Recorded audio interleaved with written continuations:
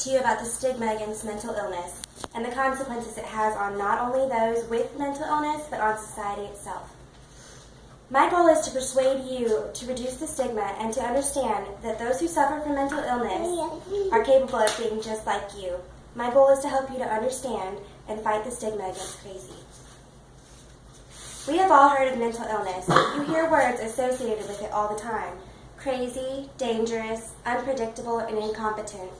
Words you do not often hear associated with mental illness are strong, survivor, overcomer, and normal.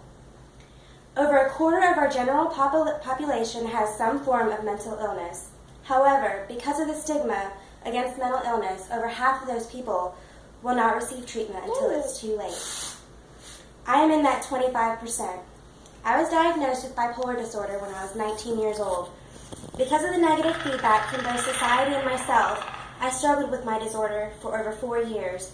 4 hospitalizations, more than 15 different medications that rarely worked, broken relationships with my family and friends because they nor I could understand what was going on, and the inability to truly accept my condition left me in an almost irreversible state.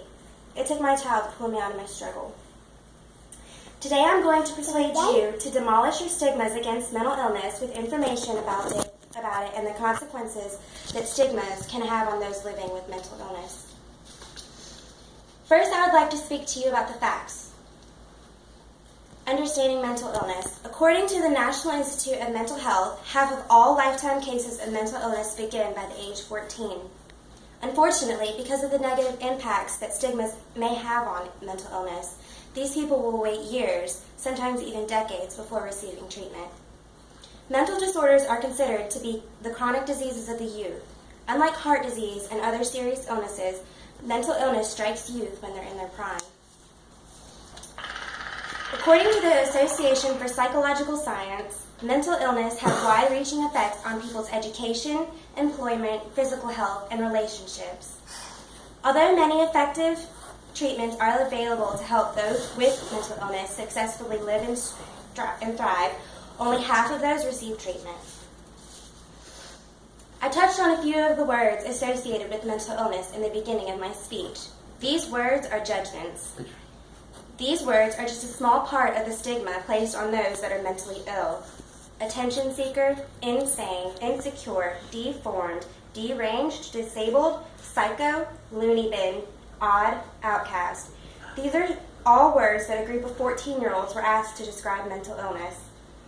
These are only 10 words out of the 250 gathered in a survey conducted by the National Institute of Mental Health.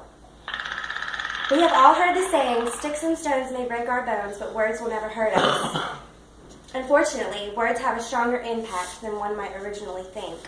Words, looks, and even the body language you use towards those with mental illness can affect them. I have one question for you. Would you treat a person with cancer the same way you treat a person with mental illness? I have given you only a small portion of the information on mental illness. The first step to overcoming the stigmas against mental illness is to become informed. Do your research. If you see someone suffering with mental illness, reach out to them. Let them know that it is okay. The consequences are devastating, not only to those suffering, but to society as well. I can tell you personally that once you overcome the stigma, you can succeed, you can thrive, and you can be as normal as you wish. The stigma against mental illness can end with you as soon as you understand crazy. Thank you.